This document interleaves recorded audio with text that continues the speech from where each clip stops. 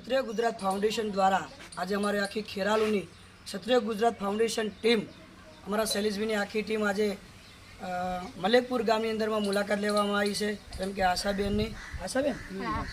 આશાબેન એક નિરાધાર છે, બાળકો છે, આગળ પાછળ કોઈ નથી. તો મિત્રો, ક્ષત્રિય ગુજરાત ફાઉન્ડેશન દ્વારા બેનને કરિયાણા કીટ આપી એમને આશ્વાસન આપ્યું. તમામ મિત્રોને વિનંતી કે તમે પણ આ બેનની મદદ કરી શકો છો. અને ખૂબ ખૂબ અભિનંદન પ્રિન્સભાઈ ઠાકોરને અને ખેરાલુ ટીમને. અને ખેરાલુ ટીમ આવીને આવી મહેનત કરતા રહે એ તમામને ખૂબ ખૂબ અભિનંદન. જય માતા.